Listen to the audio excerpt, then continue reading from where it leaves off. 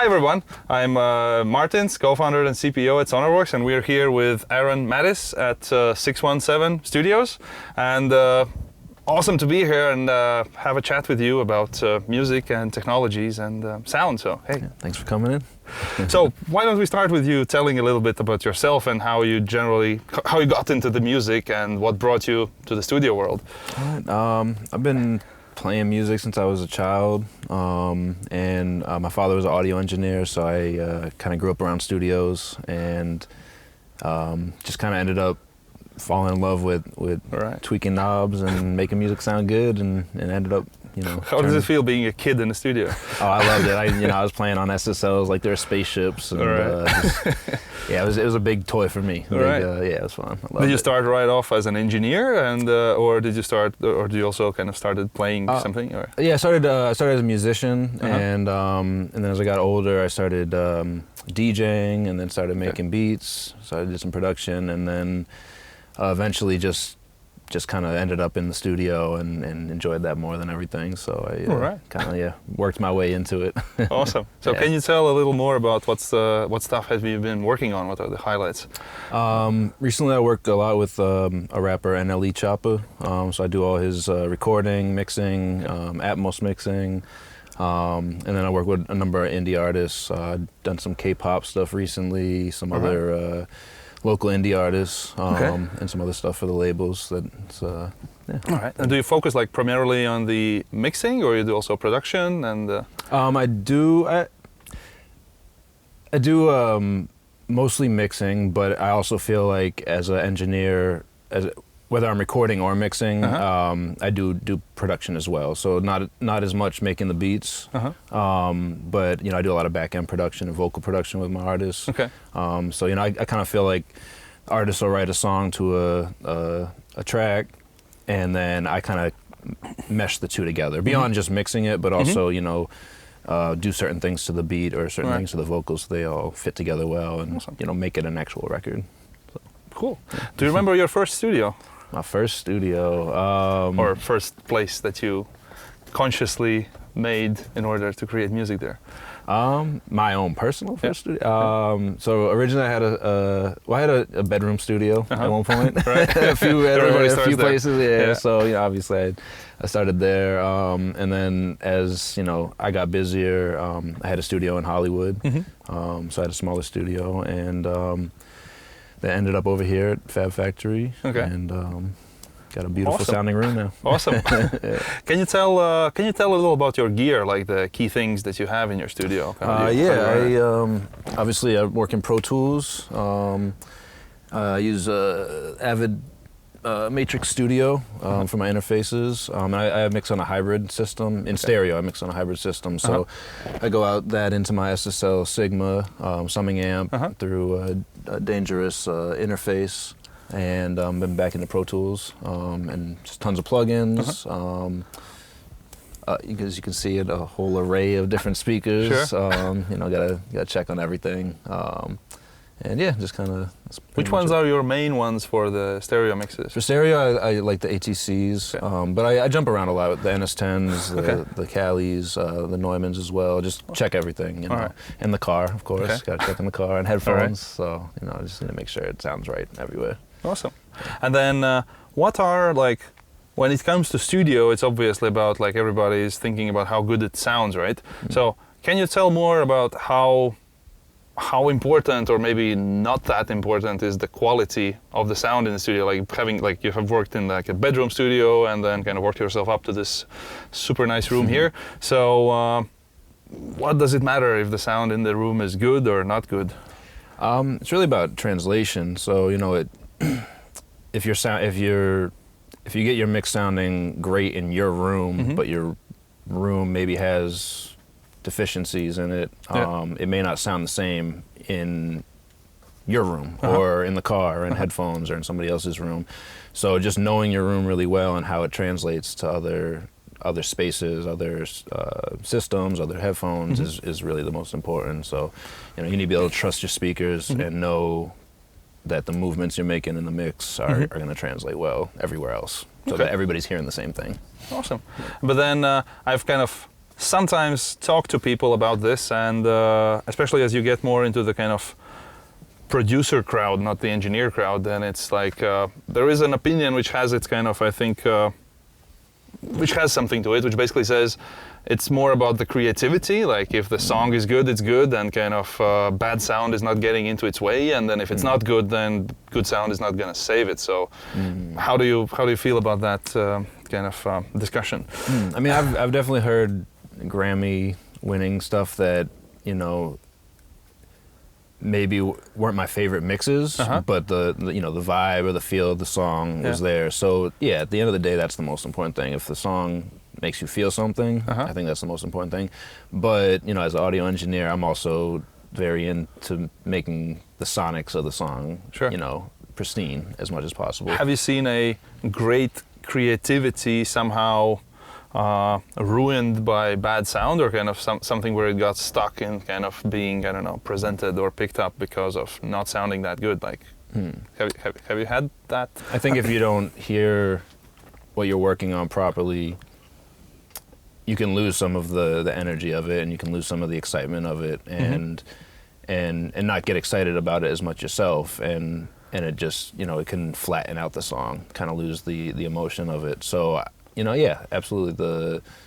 The better sound quality is gonna inspire you more. I think. You know, you don't want to.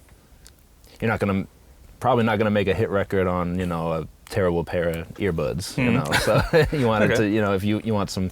Plus, you know, music, you have to feel it too. So if you have a good sounding room, good speakers, sounds well, sounds tuned, you can feel it. You know, that's gonna be important and help inspire you to make better music. So for some people who are just starting out in their careers and kind of trying to be creative about making music, would you recommend them focus first on the creativity, or also kind of try to get their gear kind of sounding good, or kind of, or at which stage does that become important in one's career? I mean, I think it goes hand in hand. I think the creativity is important to get out fast, but then when you get to a point where you're letting other people hear it, it might not translate. It kind of goes back to what we were talking about speakers and a good sounding room, is it might not translate well to other people. So what you're hearing in your head, because you potentially, or you came up with that song, it might not translate to other people if they're not hearing it the same way as you. So then you want better quality, and you might want to hit a little harder. Awesome.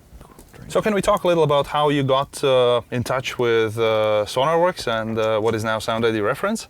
Absolutely. I had moved into my previous studio, bought a nice pair of monitors, and was working on some mixes, and I kept getting them returned from the artist with more and more notes. And you know, these are really high-end speakers. It was a nice tuned room.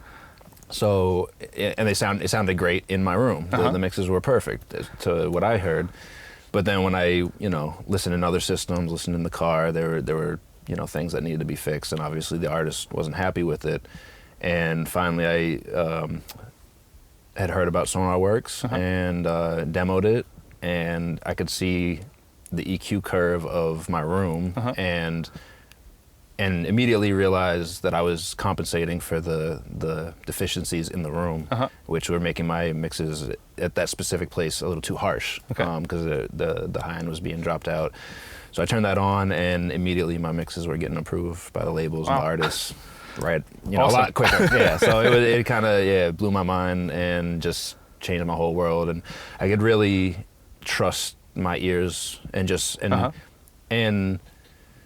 just be creative, not have to worry so much about the technical stuff, like, okay, this room, you know, is lacking in the high end or lacking in the low end. I could just mix and just be creative and trust that. And then it opens up more kind of creativity and enables you to focus on it, right? Yeah, because I don't want to think about the technical stuff as much. I don't want to think, I need to turn up this frequency because of my room. You know, I just want to, okay, it sounds good, I'm happy, and I can do creative stuff. So yeah, absolutely. It made my workflow faster, it made me more confident as a mixer, made me get my mixes approved quicker, and you know, that all equals money, and so I was happy.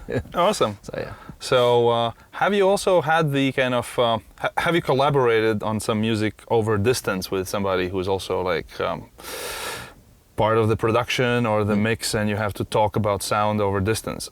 Yeah, a little bit. Luckily, a lot of the artists I do work with are local. Okay. So they come in. But sometimes they're out of town when I'm working with them, or I'm working with the producer. So yeah, you know, it that's also, you know, I believe why it's important for things to translate well everywhere else. And I always do recommend listening to mixes in different environments, different speakers, cars, everything. Because you might listen to one, or at least listening somewhere that you really know the system in a properly tuned room. Okay. So awesome. Yeah. All right. Atmos. We're sitting here in this room where there is way more than just 2 speakers. They're all around us. So got all the speakers. Right. So maybe you could share with us, like, how did you get into it? Why did you get into it, and how do you feel about it? So I got into it. I love telling the story, but the label had emailed me asking if I was set up to mix in Dolby Atmos. I immediately responded, yes, I am. At the same time, I was also Googling what is Atmos. I had no idea what it was. And yeah, I saw this new, I don't want to call it a trend, because it's definitely here to stay. Just this new way of listening to music, and just it opened up endless possibilities to how you can listen to music, and knew, you know, I need to be a part of this. Yeah. So I figured out how to set up the rig. Okay. I bought all the speakers I needed, and yeah, a few weeks later I was basically set up, had the room tuned properly, and that was kind of it. Just kind of made it work. So room tuning with Atmos, is it important? Very important, yes. You don't have just 2 speakers and a sub. You have, I have a 7.1.4 system, so a lot of speakers with audio coming from all different places, and you need it to all hit your ears at the same time. So, so everything needs to be delayed at the right time. It needs to be EQ'd at the right time, or with the right frequency response. Otherwise, you know, as sound is moving around you, you know, behind you, above you, it's going to sound way different from speaker to speaker. So you want it to be a smooth transition between everything. So absolutely, it's probably the most important thing for an Atmos rig is having a properly tuned system. So could we release the product for that? Yes, yes, you did. So how do you feel? How do you feel about the Sonarworks multi-channel experience? It's been great. It really just opened it up, made it really easy to make sure the room was tuned properly. Again, coming from using Sonarworks in stereo, I just was able to trust what I'm hearing and just know it's going to work properly and that it's going to translate well. So yeah, it was easy to set up, and just worked out great. Awesome. So, yeah. And so yeah, with Sonarworks, I'm able to tune the room myself with one of the reference mics, and the software makes it really easy to. It basically spells it out for you and tells you exactly what you need to do, where you need to place the microphone to get the proper tuning for everything. It doesn't take too long. It's easier, and the outcome is just as good as if you had somebody come in to tune. If you had to pay somebody to come in and tune the room. So it really just made things easy, fast, and then if I ever decide to change the placement of the speakers, I don't need to bring somebody else out again to tune the room. I can just run it again, and it just made it a lot more simple. Well, glad to hear that. Yes. All right. So how do you feel like Atmos in general? Does it open up? It probably does, but how do you feel about the creative alleys it's opening up, and where it could be going for music, I guess? It's kind of endless options now. Before you were stuck with 2 speakers and you have to, that's literally what you're doing while you're mixing, was trying to make sure everything's heard and everything has its own space. But now you have all the space in the room to place things. So it just allows endless possibilities, really. So I think it's here to stay, and gives you just a better experience as a listener. you really do feel like you're just immersed in the audio, and it's amazing. Like you can do. How different is it mixing for Atmos versus mixing for stereo?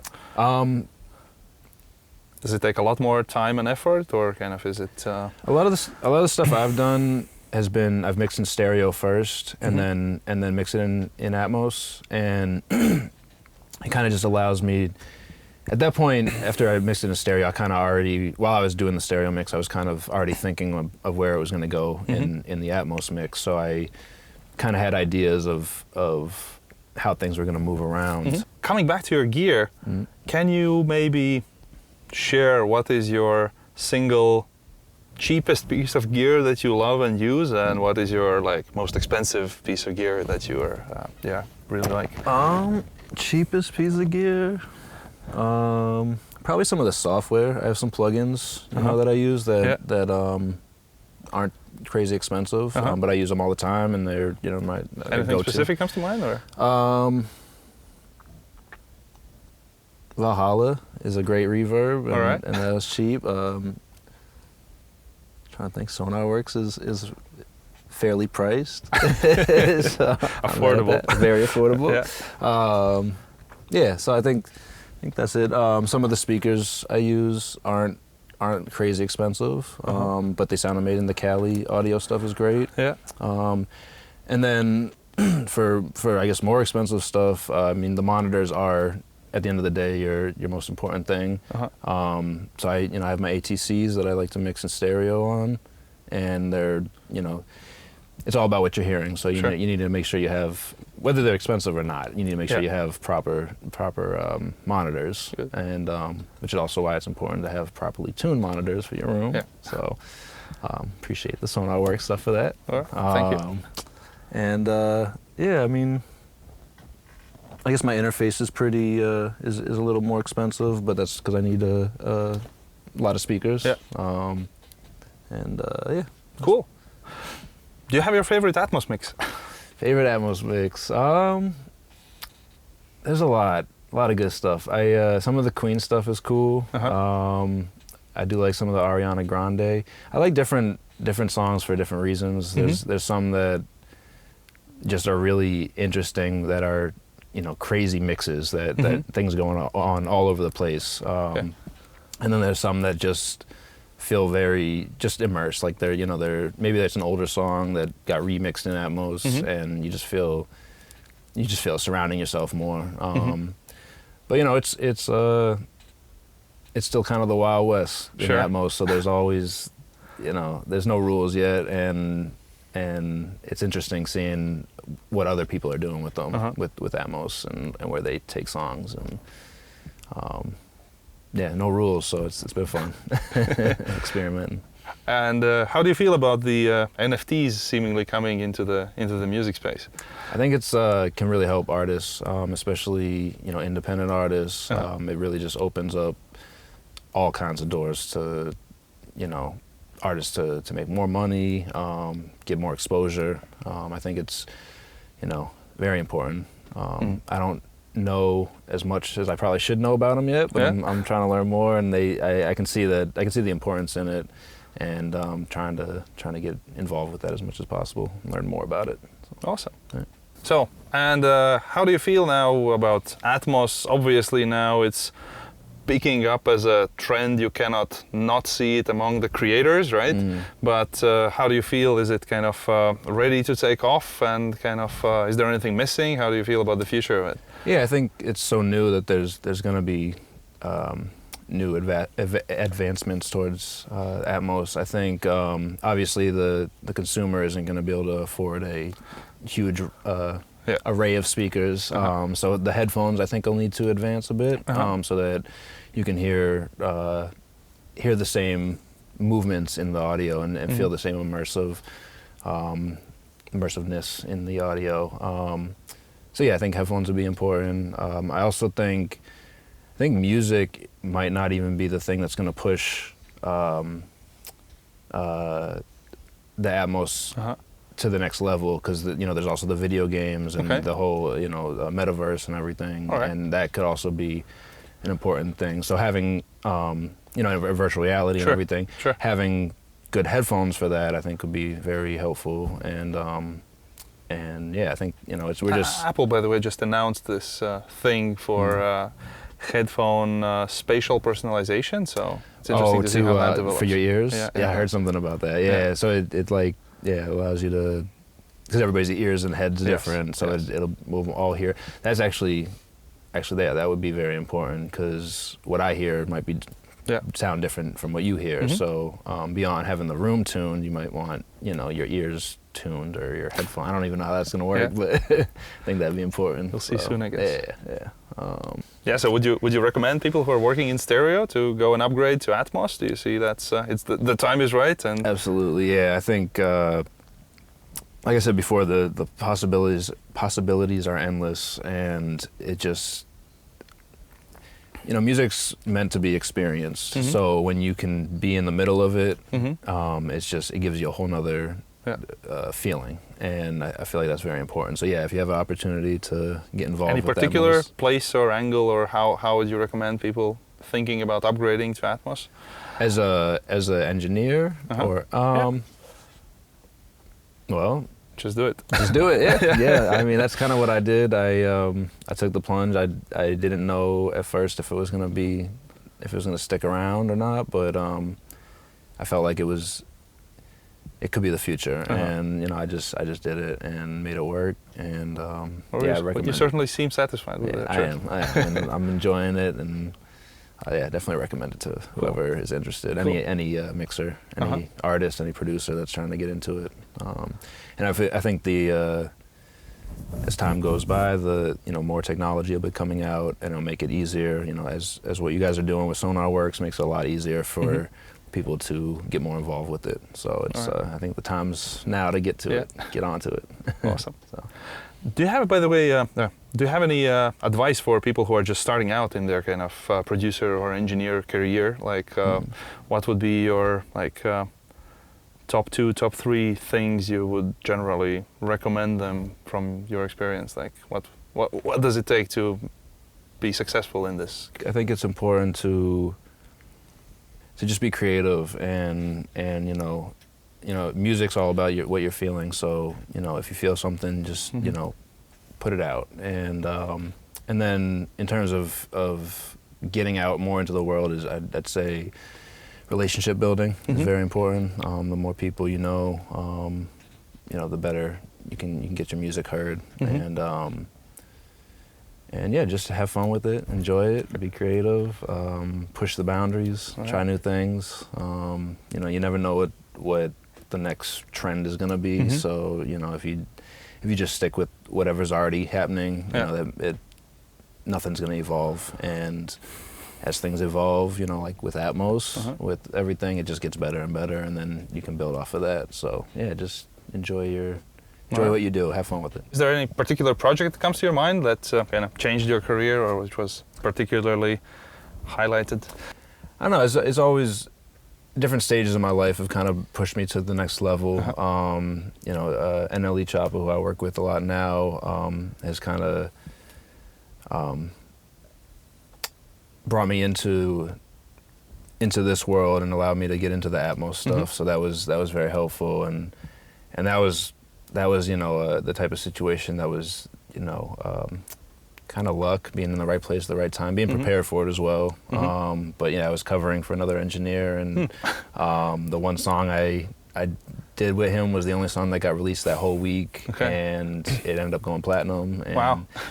Next thing I knew, he was back in town and wanted to work with me. He didn't even know my name, but wanted that guy. Wanted that guy. And I was able to become his main engineer, and then we started doing mixes for him, and then started doing Atmos mixes for him, and it just kind of built up off of that. And at lower levels or other levels, earlier in my career, similar things like that had happened. And yeah, awesome. So you have to be prepared, but then also be in the right place at the right time. Absolutely, yeah. All right. I did get to work on a Christmas album about 10 years ago, and we ended up doing it in the middle of the summer. But to get into the vibe of Christmas, we had to, I think we rented about $2,000 worth of Christmas decorations to cover the studio. We had a life-size nutcracker and Christmas trees and presents everywhere and fake snow in the studio. It was a mess, but it was, you know, we had to get in the zone for Christmas in August. Okay. So that was interesting. So you got into the Christmas mood? Oh yeah, we did. All right. Awesome. So that was fun. Well, August is coming. Yeah, Right next to this. Yeah, almost Christmas season in August. All right. I mean, besides, you know, Choppa not knowing my name when he first started working with me, or when we, you know, started working more frequently together. Yeah, he. I mean, after we got working together more frequently, we had another artist in the studio, and the three of us were just talking, and he looks at me, he's like, I remember the first time you came in to do that song, the song that ended up going platinum. He's like, I thought you were going to fuck up my whole song. And I thought he was another, you know, he was new artist at the time, so I thought he was another, you know, was a one-hit wonder type person. Okay. Maybe I shouldn't be saying that, but and now he's, you know, he's multi-platinum and, you know, doing really well, and you know, so neither one of us knew what the future was to hold for us, and that was, you know, years ago, and we've been doing our thing since then. Awesome. Well, thank you. Yeah. It has been really fun talking to you, and keep making great stuff. So. Appreciate it. Thank you. Thanks for coming by. All right.